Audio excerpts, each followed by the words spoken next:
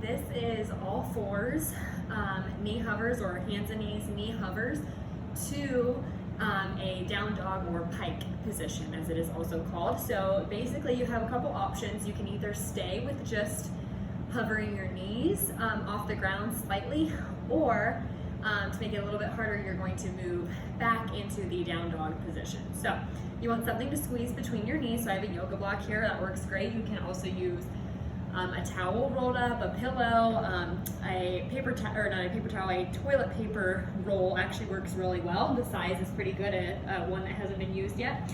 So I'm gonna put the block between my knees. You want to really press through your armpits, like your shoulder blades, like you're pressing away the floor. And then you're gonna think of also, you want your lower abs to initiate this. So when I go, I'm gonna kind of reach my lower ribs away as well, and kind of just ever so slightly. I don't want you to like really tuck, but just ever so slightly kind of pressing away, tucking, kind of knitting that rib cage together in the front. And then you're gonna give me an inhale, exhale, knee hover. So you can stay here, just hold for a pause, inhale, come back down, and then reset. Exhale, press away, knit that rib cage together in the front, feel those lower abs fire, and then elevate your knees from the ground.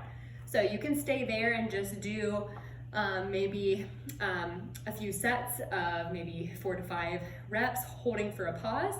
Again, we're watching for how your core is feeling. Do you feel like you have control over the movement? Do you feel like a lot of pressure in your pelvic floor or in your abdomen? If so, maybe video yourself or check in the mirror and see if you see a lot of kind of bulging or distension of the abs. And then make sure you're really trying to draw that lower belly inwards, the area between your belly button and your pubic bone.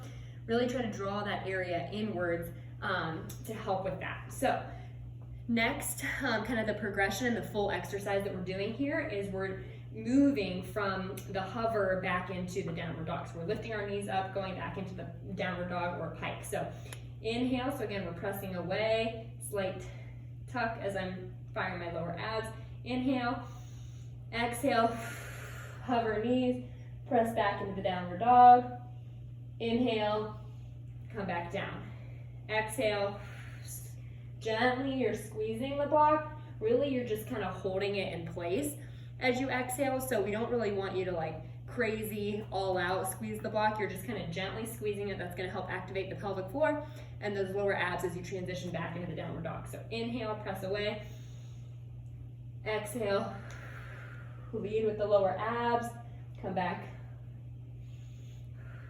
So you can either hover the knees in between each rep, or if you feel like you need to start, you can let the knees come down in between each rep. So inhale, press away,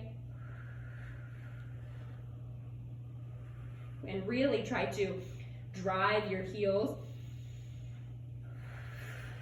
down towards the floor as you come back. So really get into that downward dog. So spend some time there, coordinate this with your breath. That's what's gonna help activate the pelvic floor, those lower abs, and really get that dynamic pelvic floor strength as you move through that movement.